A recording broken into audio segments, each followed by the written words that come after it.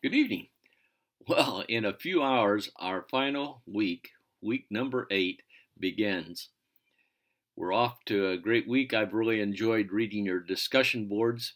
I've been amused at how many churches think they have no unwritten rules. Those unwritten rules can be good or bad or neutral, but every church, every nonprofit organization has certain unwritten rules.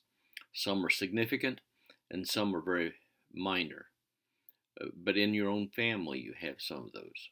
For instance, one of the unwritten rules, but clearly understood by family members, is that you don't start eating until the cook starts eating. You don't eat dessert until she starts eating. Uh, it's unwritten. We don't think about it at all until we have guests who don't follow that unwritten rule. And we don't make a scene about it. It's just something that reminds us, hey, we do things a little differently. I hope you had a great weekend of worship and fellowship. We did. We visited a church that I pastored for 14 years. I primarily went because I wanted to spend some time with one of the men who was an elder when I was there. Recently, our paths crossed, and he told me that he had issues with dementia. Um, it's very difficult for me to even think about John having dementia. He's been such a close cohort. We worked together in ministry. We cried together. We laughed together. We spent lots of time together. We grew together. He was the kind of friend that could get into my face and say, Beatty, you know what? You need to think about this. And we had that kind of a quality relationship. The sort of thing that he knew when I was kind of down, he'd show up with lunch or something and pray with me. And further complicating it, out of 5 elders, he is the third one who has been diagnosed with dementia. That's heavy.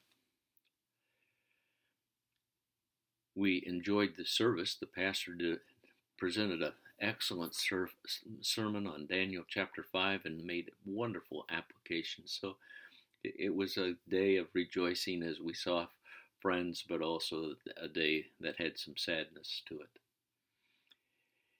As we begin this last week, I've kind of outlined those questions so that you begin from the beginning and interact on a number of topics. Be sure that you cite for a works cited page at least 2 sources. We have certain things that are our opinions, and then there are other things that we need to say it's based upon this principle that was taught in this article or this video or this book or a book that I read on my own. So as we think about that, of course you have the summary of all this that you've learned, including those things from the interviews that you completed over the recent weeks. Course evaluation. I really appreciate it if you would take some minutes, I'm not sure, 5-10 minutes, and write evaluations of 2 aspects, and that I think you get an email about it. One about the course itself and its design and components, and the other part is how I have taught the class. And those inputs that you give are so critical to the desire of Moody Distance Learning to follow best practices and to keep working at improving. Every time I teach a class, I write an evaluation for the people who work behind the scenes to have a class for us. So that's where we are. We're ready to go. And God bless you. And may His face just shine upon you and in a good, holy way, laugh with you as you walk in his ways.